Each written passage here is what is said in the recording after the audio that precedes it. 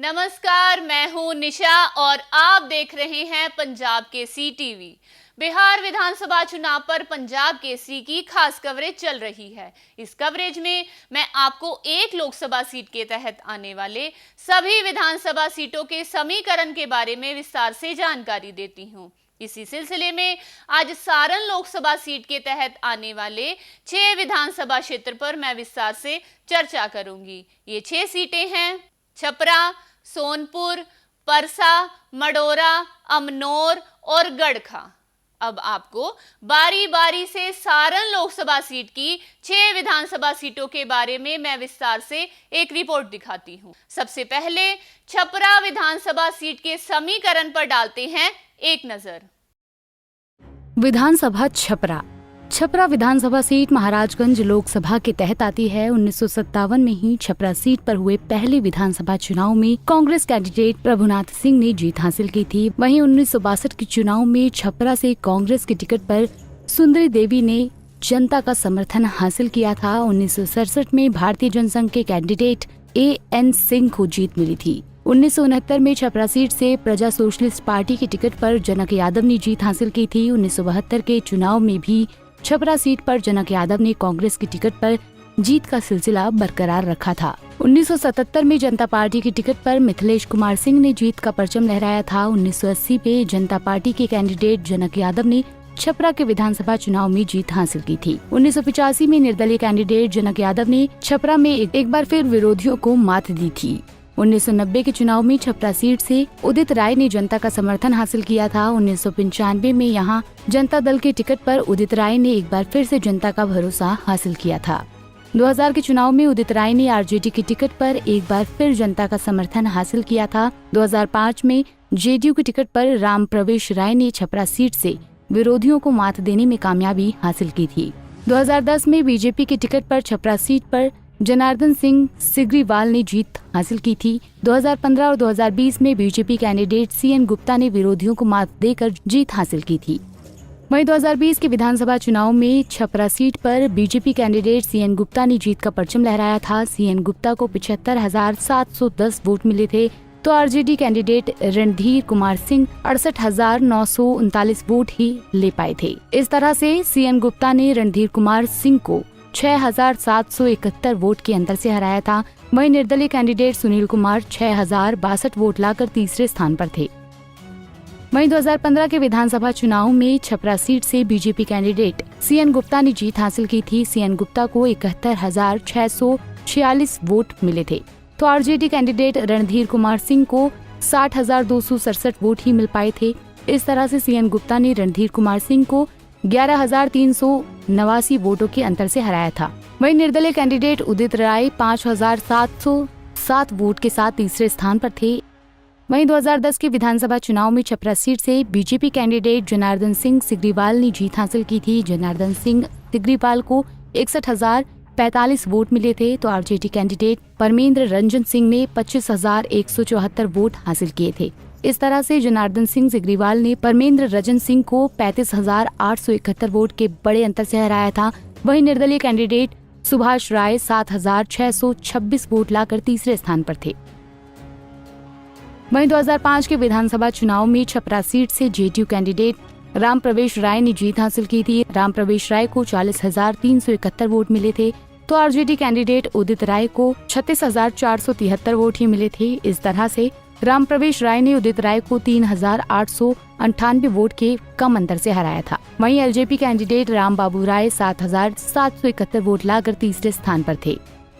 Chhapra seat पर यादव और राजपूत वोटरों की संख्या 36% के करीब है, जबकि मुस्लिम वोटर 10% के आसपास हैं। क्या तेजस्वी यादव अपने पिता के गढ़ को फिर से जीतने में सफल होंगे या नहीं, इस पर पूरे बिहार की निगाहें टिकी हुई हैं। छपरा के बाद सोनपुर विधानसभा सीट के गुना गणित पर देखिए ये रिपोर्ट। सोनपुर विधानसभा सीट सारण लोकसभा के तहत आता है। सोनपुर विधानसभा सीट 1951 से अस्तित्व में है। 1951 में कांग्रेसी कैंडिडेट जगदीश शर्मा ने पहली बार हुए विधानसभा चुनाव में जीत हासिल की थी। 1957 के चुनाव में सोनपुर में निर्दलीय उम्मीदवार राम विनोद सिंह ने विरोधियों को मात दे दी थी। 1962 के चुनाव में इस सीट से शिव बचन सिंह ने जीत हासिल की थी, तो तो 1967 में सोनपुर सीट से कांग्रेसी कैंडिडेट RJS यादव ने जीत हासिल की थी। 1969 और 1972 में सोनपुर सीट से राम जयपाल सिंह यादव ने कांग्रेस की टिकट पर विरोधियों को शिकस्त दे दी थी। वहीं 1977 में जनता पार्टी के कैंडिडेट राम सुंदर दास ने जीत हासिल की थी। 1980 में सोनपुर सीट से जनता पार्टी के टिकट पर लालू प्रसाद ने जीत हासिल की थी। वहीं 1985 में सोनपुर सीट पर हुए विधानसभा चुनाव में लोकदल की टिकट पर लालू प्रसाद ने जनता का समर्थन हासिल किया था। 1990 और 1995 में यहां हुए विधानसभा चुनाव में जनता दल के कैंडिडेट राजकुमार राय ने जीत हासिल की थी। 2000 में बीजेपी कैंडिडेट विनय कुमार सिंह ने जनता का समर्थन हासिल किया था। 2005 के अक्टूबर महीने में हुए विधानसभा चुनाव में रामानुज प्रसाद ने विरोधियों को करारी शिकस्त दे दी थी। 2010 में बीजेपी के टिकट पर विनय कुमार सिंह ने जनता का समर्थन हासिल कर लिया था। वहीं 2015 और 2020 के चुनाव में आरजेडी उम्मीदवार रामानुज प्रसाद ने जीत का सिलसिला कायम रखा। वहीं 2020 के विधानसभा चुनाव में आरजेडी उम्मीदवार रामानुज प्रसाद ने जीत का परचम लहराया था। रामानुज प्रसाद को 73,247 वोट मिला था, तो बीजेपी उम्मीदवार विनय कुमार सिंह 66,561 वोट लाकर दूसरे स्थान पर रहे थे। इस तरह से रामानुज प्रसाद ने विनय कुमार सिंह को 6,686 वोट के अंतर से हरा दिया था। वहीं निर्दलीय कैंडिडेट चंदन लाल 8,667 वोट लाकर तीसरे स्थान पर रहे थे। वहीं 2015 के विधानसभा चुनाव में सोनपुर सीट से आरजेडी कैंडिडेट रामानुज प्रसाद ने जीत हासिल की थी। रामानुज प्रसाद को 86,082 वोट हासिल हुआ था, तो बीजेपी कैंडिडेट विनय कुमार सिंह को 49,686 वोट ही मिल पाया था। इस तरह से रामानुज प्रसाद ने विनय कुमार सिंह को 36,396 वोट के बड़े अंतर से हरा दिया था। वहीं 4,290 वोटों के साथ नोटा तीसरे स्थान पर रहा था। वहीं 2010 के विधानसभा चुनाव में सोनपुर सीट पर बीजेपी कैंडिडेट विनय कुमार सिंह ने जीत हासिल की थी। विनय कुमार सिंह को 64,676 वोट मिले थे, तो आरजेडी उम्मीदवार राबड़ी देवी 43,991 वोट ही हासिल कर पाई थी। इस तरह से विनय कुमार सिंह ने राबड़ी देवी को 20,685 वोट के बड़े अंतर से हरा दिया था। वहीं कांग्रेसी कैंडिडेट अजय सिंह 2,884 वोट लाकर तीसरे स्थान पर रहे थे। वहीं 2005 के विधानसभा चुनाव में सोनपुर सीट से आरजेडी कैंडिडेट रामानुज प्रसाद ने जीत हासिल की थी। रामानुज प्रसाद को 44,139 वोट मिला था, तो बीजेपी कैंडिडेट विनय कुमार सिंह को 43,026 वोट मिले थे। इस तरह से रामानुज प्रसाद ने विनय कुमार सिंह को 1,113 वोट से हरा दिया था। वहीं एलजेपी कैंडिडेट अतुल कुमार सिंह ने 4,561 वोट लाकर तीसरा स्थान हासिल किया था। सोनपुर विधानसभा सीट के चुनावी नतीजों को तय करने में ब्राह्मण, राजपूत और यादव वोटरों की अहम भूमिका है। रविदास और पासवान जाति के मतदाता भी यहाँ निर्णायक साबित होते हैं। यहाँ से पिछले 2 चुनाव में आरजेडी उम्मीदवार को जीत मिली है, इसलिए बीजेपी उम्मीदवार को यहाँ कड़े मुकाबले का सामना करना पड़ेगा। सोनपुर के बाद परसा विधानसभा सीट के समीकरण पर डालते हैं एक नजर। विधानसभा परसा विधानसभा सीट सारण लोकसभा के तहत आती है। 1951 में ही परसा सीट अस्तित्व में आ गई थी। 1951 में परसा सीट पर कांग्रेसी कैंडिडेट दारोगा प्रसाद राय ने जीत हासिल की थी। पहली बार 1951 में विधानसभा चुनाव जीतने के बाद से परसा सीट दारोगा प्रसाद राय ने एक तरह से यहां अपना वर्चस्व कायम कर दिया था।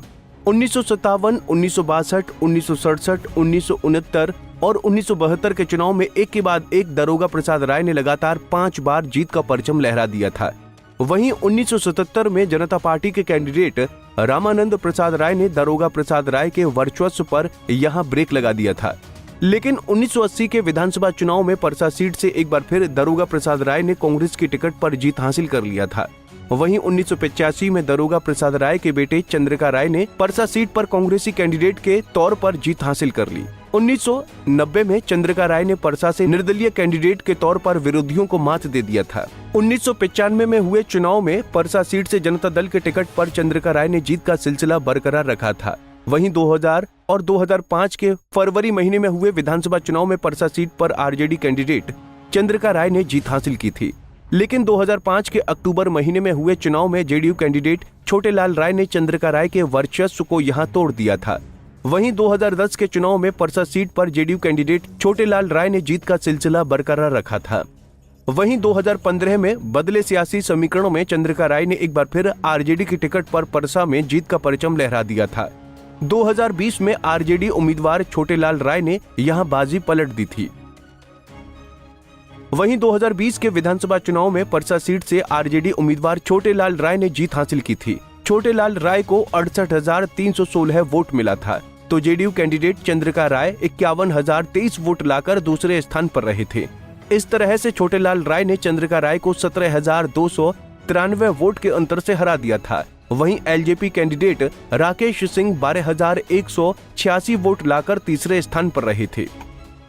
वहीं 2015 के विधानसभा चुनाव में आरजेडी कैंडिडेट चंद्रिका राय ने जीत हासिल की थी। चंद्रिका राय को 77,211 वोट मिला था, तो एलजेपी कैंडिडेट छोटेलाल राय को 34,876 वोट ही मिल पाया था। इस तरह से चंद्रिका राय ने छोटेलाल राय को 42,335 वोट के बड़े अंतर से हरा दिया था। वहीं 6,030 वोट के साथ नोटा तीसरे स्थान पर रहा था। वहीं 2010 के विधानसभा चुनाव में परसा सीट से जेडीयू कैंडिडेट छोटेलाल राय ने जीत हासिल की थी। छोटेलाल राय को 44,828 वोट मिला था, तो आरजेडी कैंडिडेट चंद्रिका राय ने 40,139 वोट हासिल किया था। इस तरह से छोटेलाल राय ने चंद्रिका राय को 4,689 वोट के अंतर से हरा दिया था। वहीं निर्दलीय कैंडिडेट रितेश कुमार रोशन 4,619 वोट लेकर तीसरे स्थान पर रहे थे। वहीं 2005 के विधानसभा चुनाव में परसा सीट से जेडीयू कैंडिडेट छोटेलाल राय ने जीत हासिल की थी। छोटेलाल राय को 41,284 वोट मिला था, तो आरजेडी कैंडिडेट चंद्रिका राय ने 30,911 वोट हासिल किया था। इस तरह से छोटेलाल राय ने चंद्रिका राय को 10,373 वोट के अंतर से हरा दिया था।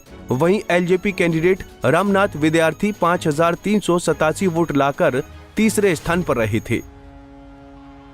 परसा विधानसभा सीट के नतीजों को तय करने में यादव वोटरों की सबसे अहम भूमिका है, जबकि ब्राह्मण और राजपूत वोटर भी यहां निर्णायक भूमिका में हैं। परसा सीट पर इस बार भी मुख्य मुकाबला जेडीयू और आरजेडी के उम्मीदवारों के बीच होगा। परसा के बाद मडोरा विधानसभा सीट पर देखिए ये खास रिपोर्ट। विधानसभा मडोरा विधानसभा सीट सारण लोकसभा के तहत आता है। 1951 में मडोरा सीट अस्तित्व में आई थी। 1951 में मडोरा सीट से कांग्रेस के टिकट पर रामस्वरूप देवी ने जीत हासिल की थी। 1957 में प्रज्ञा सोशलिस्ट पार्टी के टिकट पर देवीलाल जी ने मडोरा में जीत हासिल की थी।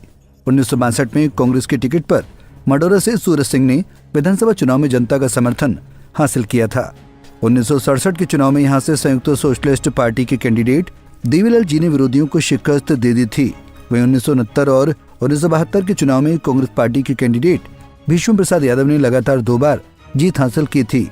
1970 में जनता पार्टी के कैंडिडेट सूर्य सिंह ने मडोरा में जीत हासिल की थी। वहीं 1980 और 1985 में भीष्म प्रसाद यादव ने मडोरा सीट पर विधानसभा चुनाव जीत लिया था। तो 1990 में निर्दलीय कैंडिडेट सुरेंद्र शर्मा ने मडोरा में विरोधियों को मात देने में कामयाबी हासिल की थी। 1995 में जनता दल के टिकट पर यदुवंशी राय ने जनता का समर्थन हासिल कर विधानसभा में दस्तक दे दी थी। वहीं 2000 में मडोरा में हुए विधानसभा चुनाव में यदुवंशी राय ने आरजेडी की टिकट पर एक बार फिर जीत हासिल की थी। 2005 में मडोरा में हुए विधानसभा चुनाव में निर्दलीय कैंडिडेट लाल बाबू राय ने जीत हासिल की थी। 2010, 2015 और 2020 में आरजेडी के टिकट पर जितेंद्र कुमार राय ने लगातार 3 बार जीत हासिल की थी। 2020 के चुनाव में मडोरा सीट पर आरजेडी उम्मीदवार जितेंद्र कुमार राय ने जीत का सिलसिला कायम रखा था। जितेंद्र कुमार राय को 59,812 वोट मिले थे, तो जेडीयू कैंडिडेट अल्ताफ आलम ने 48,427 वोट लाकर दूसरे स्थान पर रहे थे। इस तरह से जितेंद्र कुमार राय ने अल्ताफ आलम को 11,385 वोटों के अंतर से हरा दिया था। वहीं एलजेपी उम्मीदवार विनय कुमार 6,550 वोट लेकर तीसरे स्थान पर रहे थे। वहीं 2015 के विधानसभा चुनाव में मडोरा सीट से आरजेडी कैंडिडेट जितेंद्र कुमार राय ने जीत हासिल की थी। जितेंद्र कुमार राय को 66,714 वोट मिले थे, तो बीजेपी कैंडिडेट लाल बाबू राय को 49,996 वोट ही मिल पाए थे। इस तरह से जितेंद्र कुमार राय ने लाल बाबू राय को 16,718 वोटों के अंतर से हरा दिया था। वहीं निर्दलीय कैंडिडेट इसरार अहमद खान 7,260 वोट के साथ तीसरे स्थान पर रहे थे। वहीं 2010 के विधानसभा चुनाव में मडोरा सीट से आरजेडी कैंडिडेट जितेंद्र कुमार राय ने जीत हासिल की थी। जितेंद्र कुमार राय को 26,374 वोट मिले थे, तो जेडीयू कैंडिडेट लाल बाबू राय ने 20,750 वोट हासिल किए थे। इस तरह से जितेंद्र कुमार राय ने लाल बाबू राय को 5,624 वोट के अंतर से हरा दिया था। वहीं निर्दलीय कैंडिडेट इसरार अहमद खान 14,342 वोट लेकर तीसरे स्थान पर रहे थे।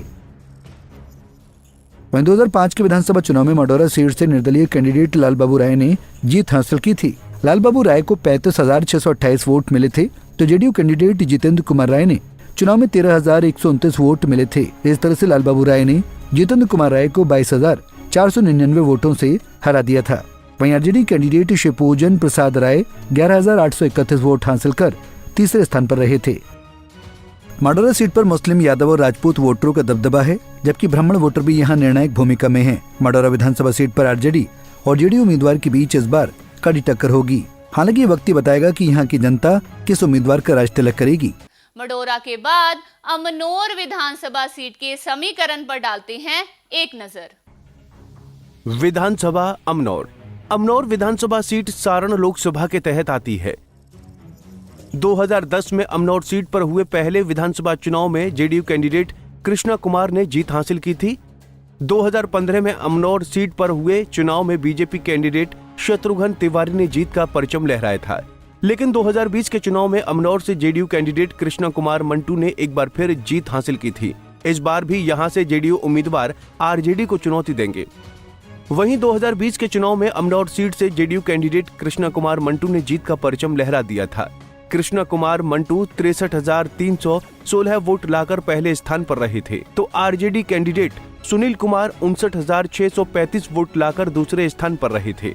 इस तरह से कृष्णा कुमार मंटू ने सुनील कुमार को 3,681 वोट के अंतर से हरा दिया था।